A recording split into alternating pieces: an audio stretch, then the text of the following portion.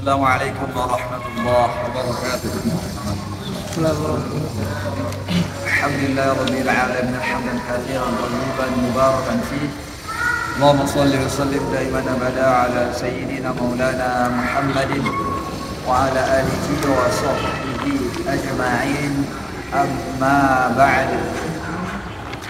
Hadirin rahmat Allah Subhanahu wa taala, mari kita senantiasa menyanyikan puja-puji kehadirat Allah Subhanahu wa taala atas segala nikmat yang diberikannya kepada kita semuanya, dan juga panjatkan salawat dan kirim salam Nabi kita Sayyidina Muhammad sallallahu alaihi wasallam serta para keluarganya, para sahabatnya, dan para pengikutnya yang setia hingga akhir zaman. Insyaallah kita akan melanjutkan kajian tajwid kita daripada kitab yang telah kita bahas ini. Berkata Al-Imam Ibnu Jazari rahimahullah subhanahu wa ta'ala, wa nafa'ana Allah ta'ala bihi wa bi'ulumihi fid dharaini amin. Wa ba'da tajwidika lil hurufi la budda min ma'rifatil wuqufi wal ibtida'i. Dan setelah Anda mengetahui tajwid yang berkaitan dengan huruf-huruf Al-Quran, la budda, maka seyogyanya, sepantasnya, seharusnya min ma'rifatil wuqufi wal ibtida'i, mengetahui juga waqaf dan ibtida.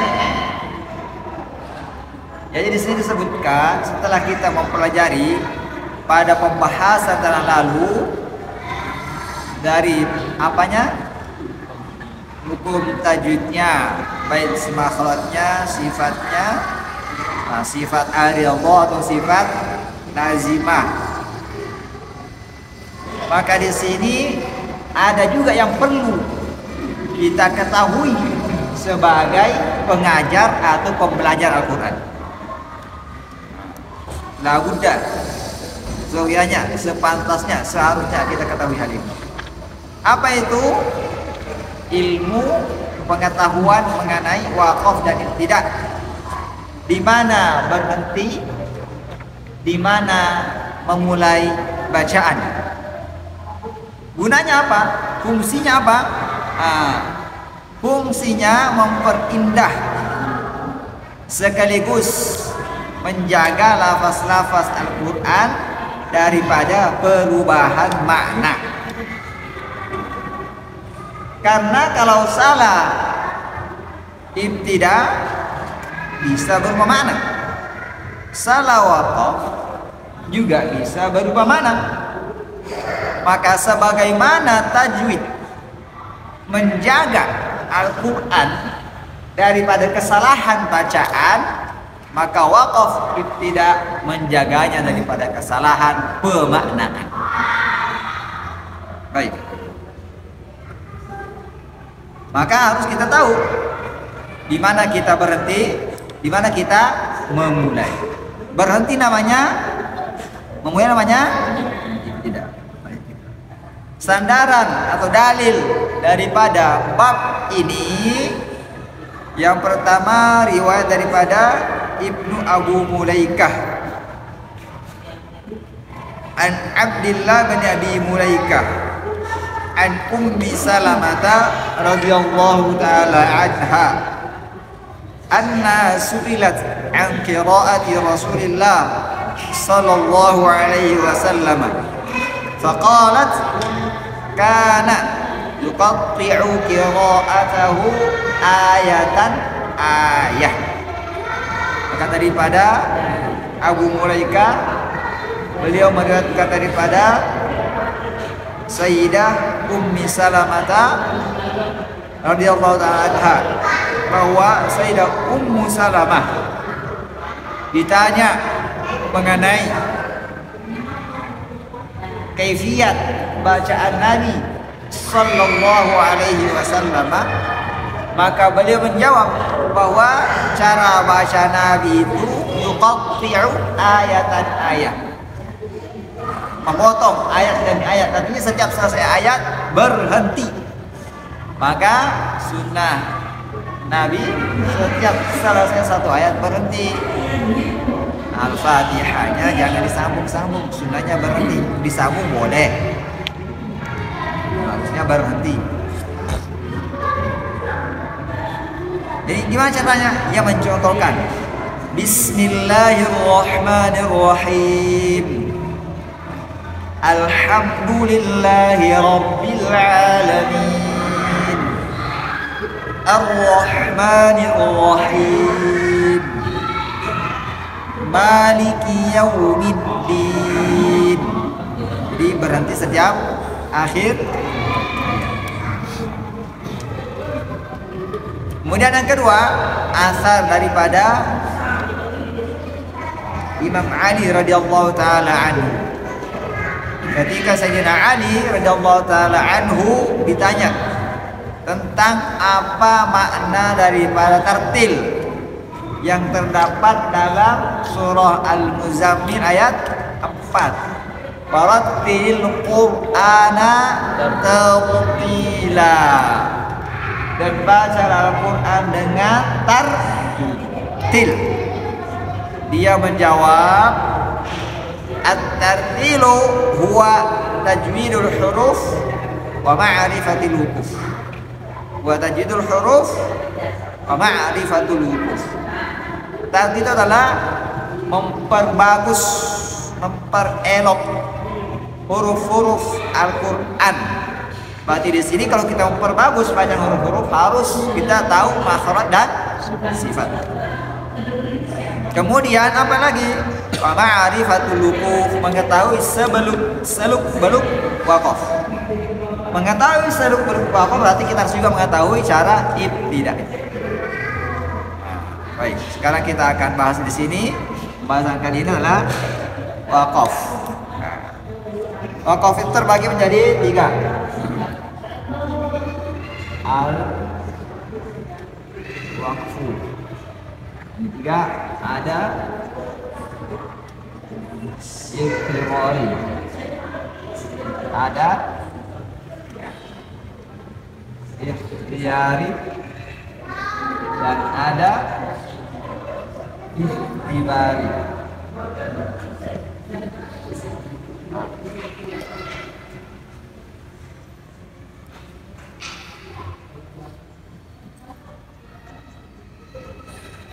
Ada 3 ya, waqaf sekarang ini.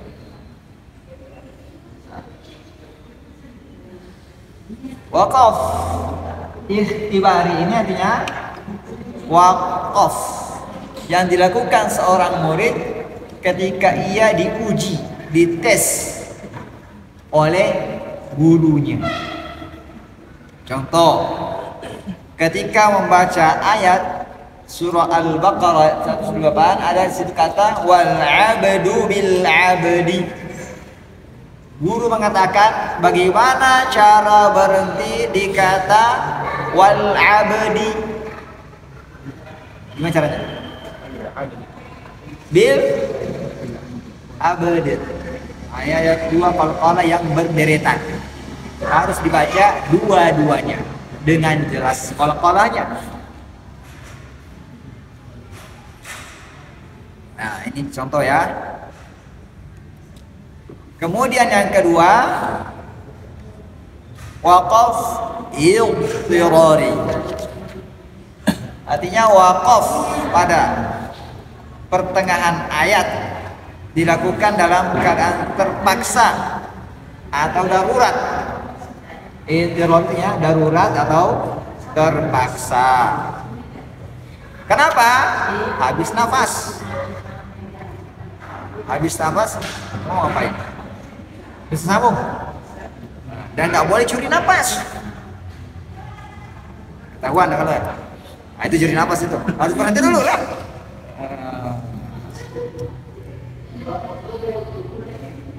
Apalagi menguap. Orang wanita terkadang nggak bisa ditahan. Terkadang bisa ditahan. Hah? Bisa. Tapi itu kan kalau kita menahan nguap itu juga membutuhkan waktu. Apakah di tengah ayat atau di akhir ayat? Kalau di tengah gimana? Menguap. Butuh begini. Itu juga berhenti namanya. Iya benar. Hah? Di mana berhenti? Berhenti juga namanya. Apalagi bersin. Bersin itu kadang bisa ditahan, kadang nggak bisa ditahan. Kalau ditahan-tahan biasanya juga mau keluar sendiri, itu juga berhenti. Apalagi ngantuk, baca nih Al-Quran ngantuk. Terkadang kita melihat menghafal Al-Quran, baca Quran, itu ngantuknya bisa ditahan nggak? Dia berhenti di mana itu tadi tuh? Enggak kan? Nah, itu ngantuk. Kalau batuk. Nah, sama dengan batuk. Nah, tapi kan kalau kita ngantuk kita nggak rasa. Kita masih baca. Terkadang kita pegang sesuatu kalau kita ngantuk baca buku.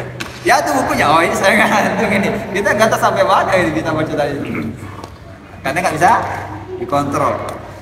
Kalau masih bisa minum kopi kayak gini nih. Nah. Baik. Jadi hukumnya boleh karena pembaca dalam keadaan terpaksa. Dan ketika akan memulai bacaan, ia akan memilih bacaan di mana tepat makna yang akan dibaca pada ayat tersebut. Jikalau tepat atau bagus maknanya setelah kata yang berhenti, maka yang mulai situ.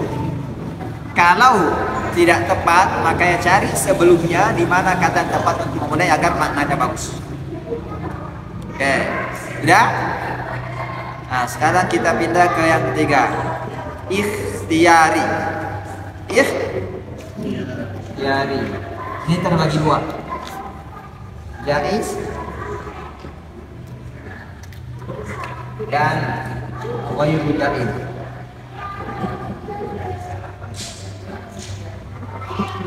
Nya boleh dan tidak boleh. Jaiznya boleh. Ghairu jaiznya tidak boleh. Jaiz ini terbagi tiga lagi. Nah, tam, kafi, dan hasan. Sendiri ya. Baik, udah. Maka disebutkan di sini di halaman 111 wahya tuqsamu idan. Maka wakaf itu terbagi menjadi tiga. Maksudnya dibagi tiga adalah wakaf jaiz,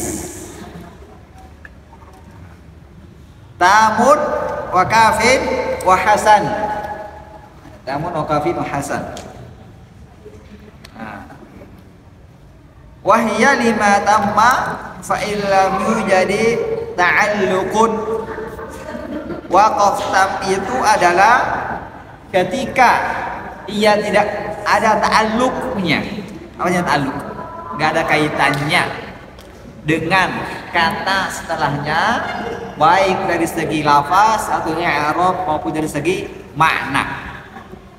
Namanya waqaf tam. Au kana ma'nan, atau ia memiliki ta'alluq secara makna. Ya, apa kaitan secara makna dengan ayat yang ada setelahnya atau kata yang ada setelahnya. Maka disebut dengan waqaf kafi. Bab tadi maka kita boleh fatamu fal kafi. Boleh kita memulai setelahnya, setelah waqaf tam dan waqaf kafi. Walafudhon, jika ada ta'alluqnya secara lafaz. Apa tadi ta'alluq? Kaitannya. Secara lafaz famna'an, maka jangan kau berhenti. illa ru'usal ayi jawiz fal hasan, kecuali ia berada di akhir ayat, maka ente boleh berhenti. Boleh berhenti, namanya wakaf hasan. Nah, di sini disebutkan dari bait 74 sampai 76 itu pembagian wakaf jaiz. Kita akan bahas. Wakaf tam adalah wakaf atau berhenti pada kata yang tidak ada kaitan dengan kata setelahnya, baik di segi apa tadi? Makna atau lafaz. Lafaz itu artinya i'rab. Hukumnya apa? Berhenti padanya dan boleh memulai pada kata setelahnya tanpa mengulang di kata-kata sebelumnya. Contohnya, kita berhenti di ayat kelima surah Al-Baqarah.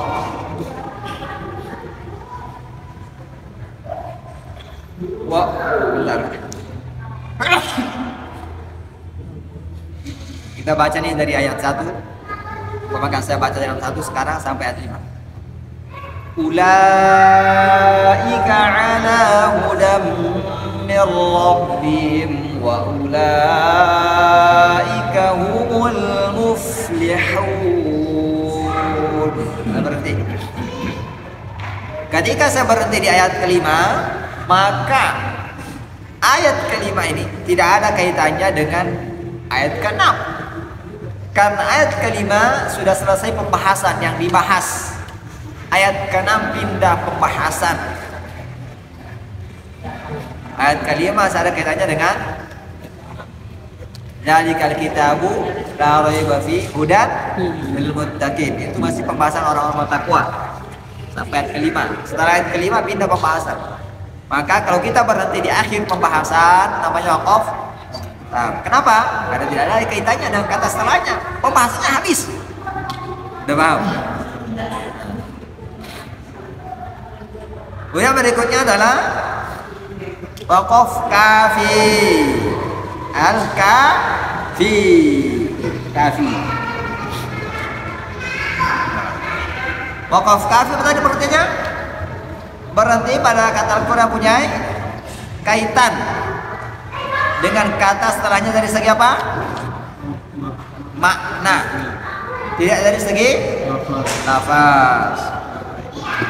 Hukumnya berhenti padanya dan memulai pada kata setelahnya. Maka disebutkan di sini fabtadi fatam fal kafi. Boleh memulai ketika kita wakaf pada wakaf tam dan kafi langsung ke setelahnya. Enggak usah ulang ayat depan atau di kata sebelumnya.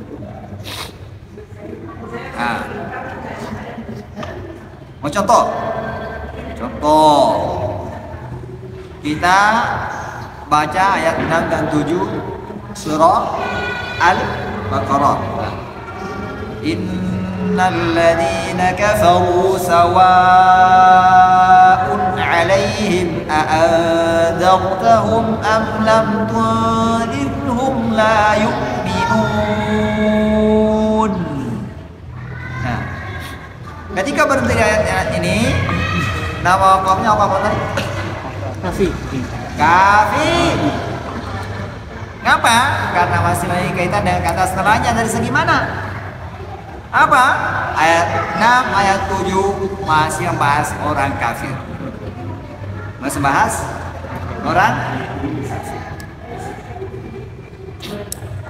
Bahasanya sama. Paham? Udah? Nah, kita pindah lagi. Hah? Mudah kan? Alhamdulillah. Nah, sekarang wakaf Hasan. Hasan nggak ada, wakaf Hasan doang di sini. Wakaf Hasan adalah wakaf berarti pada kata Al-Quran yang punya kaitan antara dia dengan kata setelahnya dari segi makna dan lafaz. Contoh, Alhamdulillahi Rabbil Alamin. Nah, kita berhenti di kata alhamdulillah. Ini contoh ya. Alhamdulillah. Bagus nggak maknanya? Alhamdulillah, segala puji bagi Allah. Ada makna yang nggak dipahami? Dipahami. Ada makna merusak? Nggak ada merusak. Tapi karena ini memiliki kaitan dengan kata setelahnya, baik dari segi lafaz atau i'rab dan makna, maka tidak bagus seperti di sini kalau kita baca Quran. Kaitannya secara lafaz, karena kata Rabbi bisa menjelaskan lillah. Kemudian secara makna juga sama. Siapa lillah? Tuhan semesta pencipta seluruh. Ini nggak bagus ini. Nanti kalau kita berhenti, alhamdulillah, segala puji bagi Allah. Maka kalau kita ingin mulai dari mana? Dari awal lagi. Karena kita mau dari lillahi rabbil alamin. Apa jadi salah? Pujiannya mana? Alhamdulillah, ada pujian. Alhamdulillah segala puji bagi Allah. Berarti mulai daripada alhamdulillah tadi sampai akhir. Kecuali di mana? Di akhir ayat. Contoh surah Al-Baqarah 219. Kadzalika yubayyinullahu lakumul ayati la'allakum tatafakkaruna fid dunya wal akhirah. Di sini la'allakum tatafakkarun itu akhir ayat. Tapi akhir ayat ini masih ada kaitannya secara makna dan lafaz dengan kata setelahnya, awal ayat setelahnya itu fid dunya wal akhirah. Agar kalian bertafakur. Berarti di situ kan akhir ayat. Gimana tafakur? Mengenai kehidupan dunia dan akhirat. Tapi karena akhir ayat boleh berhenti, tapi lebih bagus disambung. Kalau berhenti di sini namanya apa?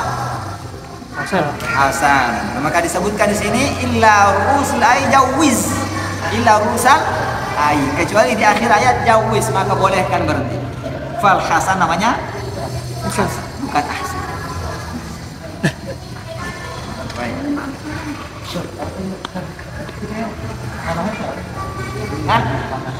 Kok salah? Panahnya.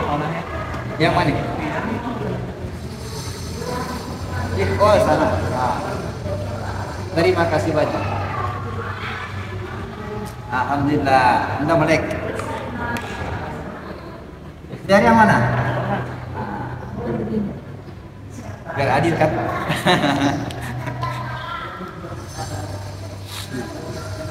Baik. Jazakumullah khairan. Fatahallahu alaik. Fathan mubina. Futuhal arifin. Wa ala jami' man hadar. Baik. Sudah? Sudah paham kan? Nah, kita pindah lagi di bait setelahnya. Wa ghairu ma tamma qabihun wa lahul waqfu muqtarran wa yubda qablahu.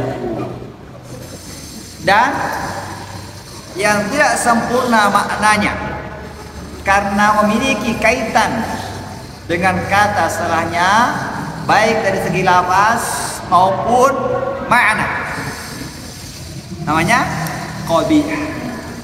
Qabih, jelek, buruk, tidak elok, tidak cantik. Jadi walahul waqfu mutarran, tapi boleh berarti kalau secara terpaksa. Mau apa lagi? Kita mau nguap, ditahan, nggak bisa, karena kalau kita ditahan juga berhenti namanya. Berhenti nggak? Berhenti. Maka boleh berhenti secara terpaksa. Walau waktu noporan. Wayubda qabalahu, dan dimulai dari sebelumnya. Kita tidak boleh mulai kata setelahnya, harus mencari kata sebelumnya yang tepat yang mana nih. Hukumnya Pembaca tidak boleh sengaja berhenti pada kata tersebut kecuali dalam kondisi terpaksa. Apa tadi kondisi terpaksa? Menguap, bersin, habis nafas, sendawa. Bisa ditahan sendawa. Kalau kita mau tahan sendawa, berhenti juga namanya, ya kan? Baik. Contohnya bagaimana? Contohnya adalah karena waqaf qabih ini pengertiannya sama waqaf hasan sama. Apa artinya? Memiliki kaitan dengan kata setelahnya bagi segi lafaz maupun makna. Tapi bentuknya berbeda. Bentuknya beda. Kalau waqaf hasan masih memiliki makna yang elok lah. Alhamdulillah elok kan? Nah, tapi kalau waqaf qabih tidak elok, tidak ganteng, tidak cantik. Nah, contohnya apa? Contohnya saya baca dulu yang benar. Alhamdulillahi Rabbil Alamin. Contoh tidak benarnya Alhamdulillahi Rabb. Ketika saya berhenti kata Rabbi, ada nggak kaitan dengan secara lafaz? Ada kaitan secara mana? Kaitannya secara lafaz dengan kata setelahnya mudhaf dan mudhaf ilaih. Nah, ini kembali ke nahwu ini, sandar menyandari. Namanya mudhaf ilaih. Rabbi mudhaf. Mudhaf ilaihnya mana? Al-alamin. Yang misalkan mudhaf dan mudhaf ilaih itu tidak boleh. Karena tidak sempurna maknanya. Maknanya jadi ganjil. Jadi kita terjemahkan Alhamdulillahi Rabb, segala puji bagi Allah Tuhan. Tuhan apa? Orang mau tanya Tuhan apa? Nah, ada timbul pertanyaan? Ada. Nah, tidak bagus. Kalau diteruskan Rabbil Alamin, Tuhan semesta alam. Oh, nggak ada lagi pertanyaan kan? Tidak sempurna maknanya.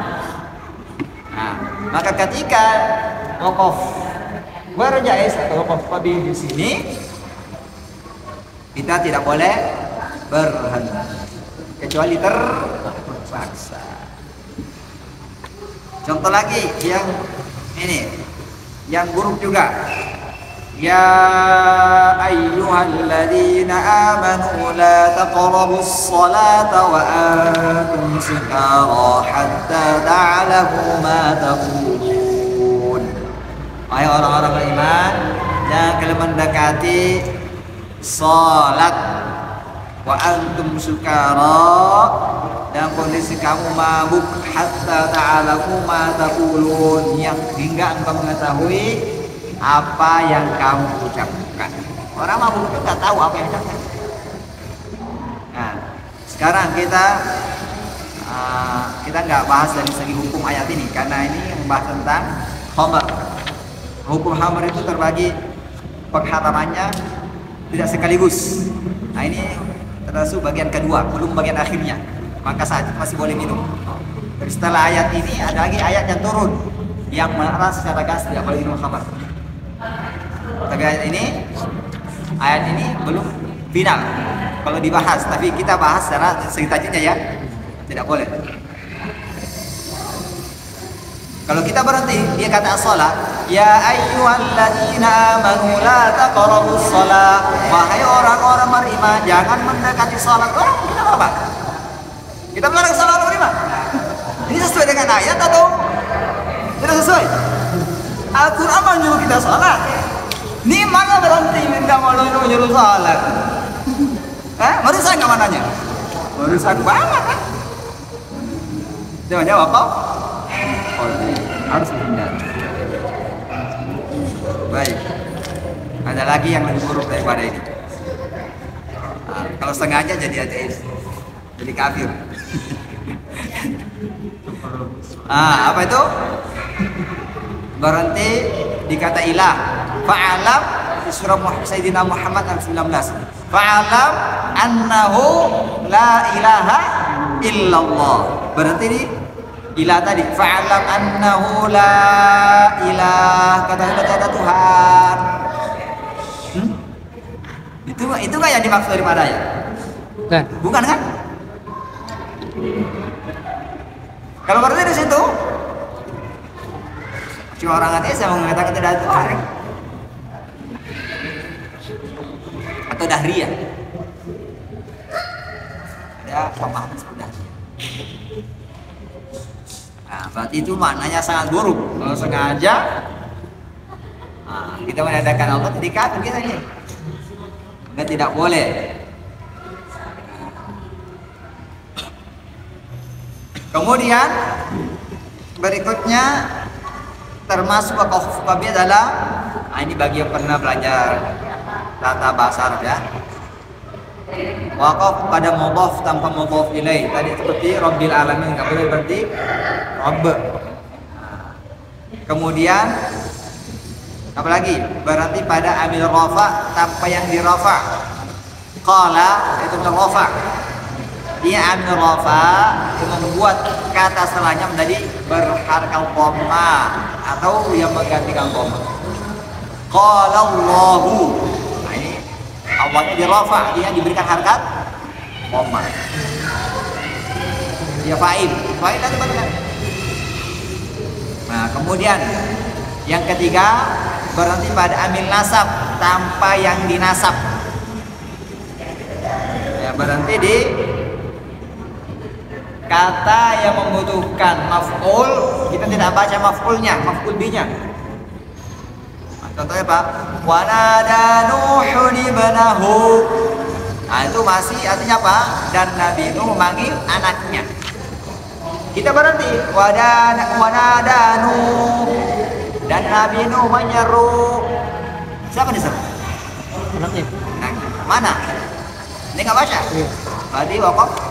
Oke, karena dia masih butuh maf'ulnya, masih butuh penambahan kata yang dibaca baru berhenti. Nah. Kemudian syarat tanpa jawab syarat. Contohnya, amal lam yatub fa ulaika humul zalimun. Siapa yang tidak bertaubat maka mereka itulah orang-orang zalim. Itu yang berhenti. Amal lam yatub. Barang siapa tidak bertaubat, orang bertanya, apa kondisinya bagaimana ini? Berarti bertobatnya. Orang bertanya kan menimbulkan pertanyaan, artinya menimbulkan makna yang tidak tidak baik. Maka harus dibaca jawab syarat. Jawab syarat. Faulaika humul zalimun.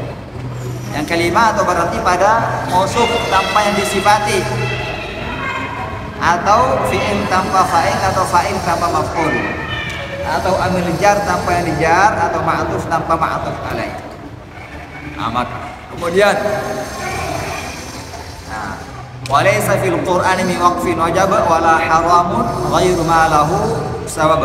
Dan tidak dalam Al-Qur'an itu waqaf secara wajib, wala haram, tidak ada juga waqaf haram, ghairu ma lahu sabab, melainkan ada penyebabnya. Maka tadi di situ penyebabnya kita tidak boleh atau haram. Harapan haram berhenti. Dila taqrabus shalah karena salah memahami pemaknaannya dalam syariat. Itu haram. Karena itu bukan tujuannya. Secara sengaja. Ya. Kalau orang awam ikut aja dah tanda-tanda yang ada di Al-Quran itu insyaallah mas. Ini bagi yang bisa bahasa Arab dengan baik. Tapi kita belajar tajwid ini tujuannya agar bacaan bagus, ditingkatkan lagi, karena tujuan hidup kita bukan hanya ingin baca Quran dan bagus. Al-Quran harus teraplikasikan dalam kehidupan. Jadi tahap belajar Al-Quran baru tahap anak tangga pertama, belum sampai ke tangga yang terakhir. Jadi jangan harap bahwa saya sudah hafal Al-Quran, saya sudah jago, belum. Al-Quran turun itu untuk apa? Diterapkan dalam kehidupan, diaplikasikan dengan. Berarti kalau tahap belajar belum, Apalagi kalau baru belajar tajwid, itu juga belum, masih sangat mulai. Hafal Quran masihlah tangga kedua lah. Belum itu. Karena tujuan Quran itu dia apa? Sebagai undang-undang dalam kehidupan yang mengatur pola hidup. Baik, tambahan pembahasan. Lanjutkan di sini apa tadi? Jadi ada wakaf secara wajib atau secara haram, melainkan ada penyebabnya. Jadi kalau berubah makna tidak boleh. Itu haram untuk berhenti. Kalau kita wasol dan ternyata ketika saat menyambung itu bacaan berubah makna, maka wajib berhenti. Ada penyebab. Baik. Nah sekarang contohnya wakaf yang wajib berhenti. Surah Yunus, Sayyidina Yunus ayat 65. Wala yahzunka qawluhum innal izzata lillahi jami'a. Artinya wala yahzunka qawluhum, janganlah kamu dibuat sedih oleh ucapan mereka. Itu ada tanda wakaf mim, harus berhenti. Innal izzata lillahi jami'a, sesungguhnya kemuliaan itu milik Allah seluruhnya. Jadi ini orang kafir mengucapkan, Allah mengatakan menghikayatkan orang kafir, ucapan orang kafir, la yahzunka qawluhum, jangan kau bersedih atas ucapan-ucapan orang kafir itu. Mengapa Allah menghibur? Apa hiburan Allah? Innal izzata lillahi jami'a, kemuliaan itu milik Allah, bukan milik orang kafir. Jadi kalau kita sambung bacanya di sini, wala yahzunka qawluhum innal izzata lillahi jami'a. Nggak nyambung artinya. Seakan-akan innal izzata lillahi jami'a itu perkataan orang kafir, padahal itu bukan ucapan orang kafir. Maka jangan disambung. Maka disebut wakaf mim, berhenti wajib. Untuk membedakan dua makna yang berbeda. Tadi kalau haram berhenti sudah jelas ya kan? Contohnya itu mengenai la ilaha illa anta, berhenti di kata apa lagi? Tadi ilah nggak boleh. Kemudian la taqrabus sholata wa antum sukar, berhenti di kata as-shalah, tidak boleh. Baik. Nah sekarang kita wakaf, tanda wakaf ya, kita bahas sebentar tanda wakaf. Wakaf itu mim artinya apa? Wajib berhenti. Alamat waqfil lazim. Gunakan tanda titik 3 yang berdampingan.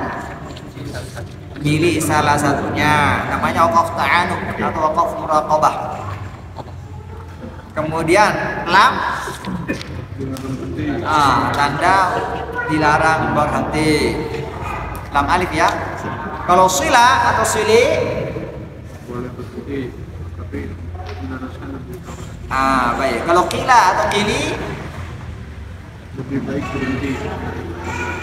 Itu berhenti daripada meneruskan. Kalau jim sama saja berhenti atau tidak. Ain menunjukkan tanda yang bagus untuk ukur, karena pada ain itu sudah berhenti kisah yang dibahas atau mau'izah yang dibahas atau suatu pembahasan, tanda ain. Kemudian tanda wakaf lain adalah huruf to. Huruf to ada di buku. Tonya artinya apa? Lebih baik berhenti. Ditambahan. Apalagi sod. Sodnya apa? Boleh berhenti. Apalagi zai. Artinya apa? Disambung lebih baik. Apalagi off, sebaiknya berhenti. Baik, sampai sini pembahasan kita. Berapa menit? 39. 39. Ada pertanyaan?